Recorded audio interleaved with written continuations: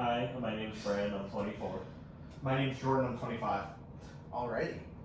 So, you're sitting in the theater watching the newest action movie. The main character is running through halls, gunfire and explosions right on his tail when he comes to his only way out, jumping through a window and falling several stories to the street below, a fall that looks lethal. He looks back, takes his run up, and goes screaming through the window, flying through the air and landing on the roof of a car, which collapses and crumples on impact. Now pause. How did they do that?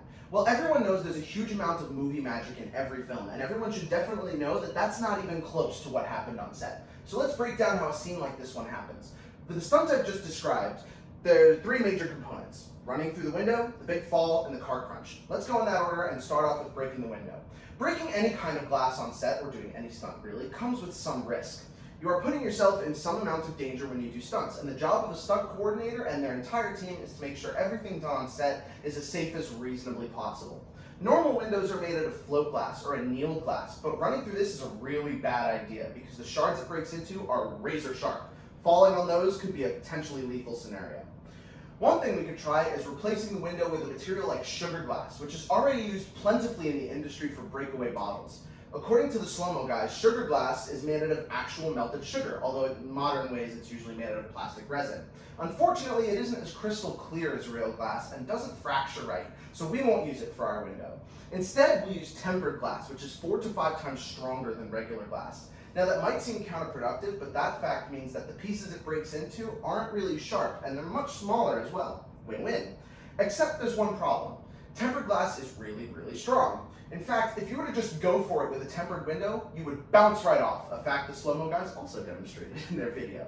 So we need to shatter the window a tiny fraction of a second before the actor or stunt actor touches it, and the way we do that is with explosives. We tape an explosive to the bottom corner of the window, or even hide it in the window frame if the camera can see the whole window. We have the actor run at it, a stagehand pop the glass just before the actor hits it, and he goes sailing through. Looks great on camera. That's the easy part. Now we have a shot of our actor breaking through the window. Now we need the fall. This is where things get a little more complicated. So let's say we've got our huge 80-foot green screen wall and a 7-story tall platform with a fake hallway on it and a large crane. So for a stunt like this, we could use one of Hollywood's favorite tricks: wires. The actor will be wired up with a low-profile climbing rig under his costume with wires coming out of his hips so he can kind of swing on them a little bit. The wires go from our actor to the crane and back to the ground, where they will be attached to the device that makes this stunt work, the descender. According to InMotion Film Services, a descender is a special winch that can be used for actors or cameras, or both, to ensure a safe deceleration during a high fall. So we wind the descender up, which pulls the actor up to our fake hallway, which is just some walls and a window to run through. The actor mimes running through the window, and the camera guy can even follow him out if he's also wired up. So the actor runs through the window, gives a few good flails on their way to the ground, and flips head over heels on the wires so they can land on their back. Alright, now comes the car.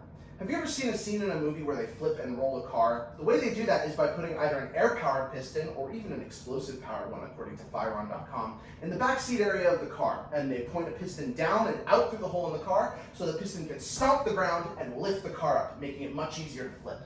Crunching a car in the way we want involves a very similar setup: a giant piston and an air tank.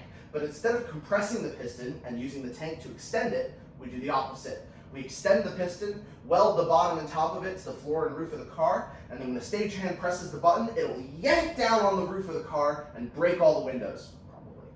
So we wire up our actor to the descender again, this time picked from the chest and the hips so that he kind of hangs from it, and you use the descender and press the button the second he comes into contact with the car. And there we go.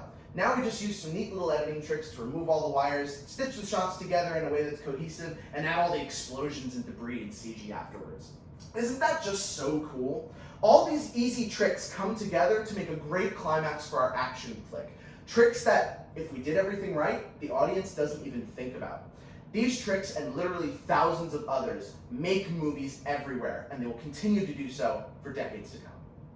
Woo!